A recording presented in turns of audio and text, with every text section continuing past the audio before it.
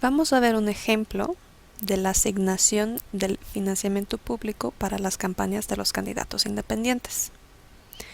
El primer paso consiste en multiplicar el monto total de financiamiento público para las campañas de los partidos políticos por el 2%, ya que este resultado es el monto total de financiamiento público para los candidatos independientes.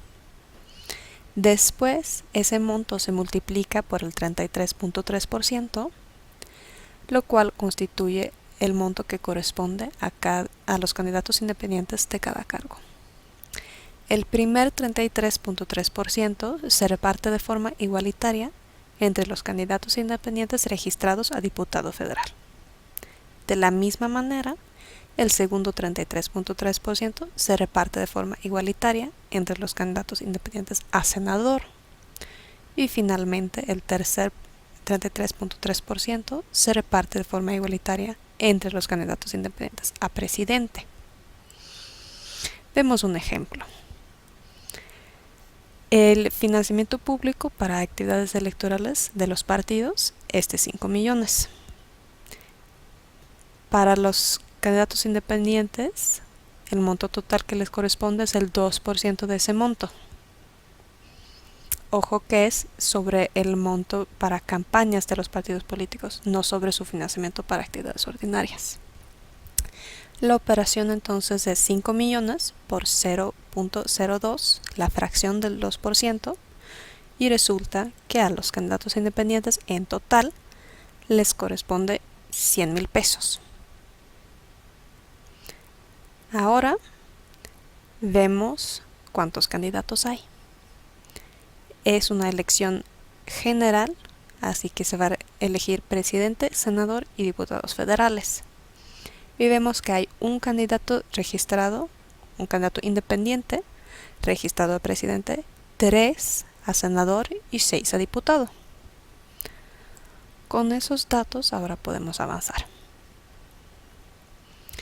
Sabemos que hay 100,000 pesos a repartir y sabemos que a cada cargo le corresponde el 33.3% de ese monto. De tal manera, la operación es 100,000 pesos multiplicado por 0.333, la fracción de los 33.3%, y resulta que a cada cargo le corresponde a todos los candidatos independientes registrados en total 33,300 pesos. Empezamos con la asignación a los candidatos independientes a diputado federal. La operación, en este caso, es dividir el 33.3% entre el número de candidatos registrados, así obteniendo el monto que le corresponda a cada uno de ellos. Ya vimos que hay 6 candidatos en total, entonces dividimos los 33,300 pesos entre 6 y resulta que a cada candidato le corresponde 5,550 pesos. Se repite la operación para cada uno de los 6 candidatos y vemos que a cada uno le corresponde el mismo monto. De tal manera, quedó esa parte de la asignación y podemos avanzar a asignar el financiamiento a los candidatos independientes a senador. Vemos que es la misma operación, el 33.3% dividido por el número de candidatos, que da el monto que corresponde a cada uno de ellos. En este caso, vimos que hubo 3 candidatos registrados, por lo que se divide el monto entre 3 y resulta que a cada candidato le corresponde 11,100 pesos.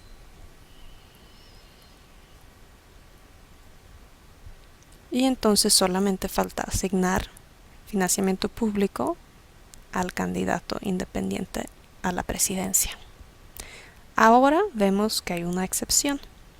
Siempre se aplica la regla que vimos antes cuando haya 2 o más candidatos registrados para un cargo. Sin embargo, cuando solamente hay un candidato independiente registrado, ese solamente puede recibir el 50% del monto que corresponde a su cargo. Vemos entonces en el caso de un candidato único que la operación es el 33.3% multiplicado por el 50%, que da el monto que le corresponde a ese candidato. En el caso concreto es el 33.300 pesos multiplicado por 0.5, la fracción de los 50%, y nos da que a ese candidato único a la presidencia le corresponde 16.650 pesos. Podemos en la siguiente pantalla ver cómo quedó la asignación.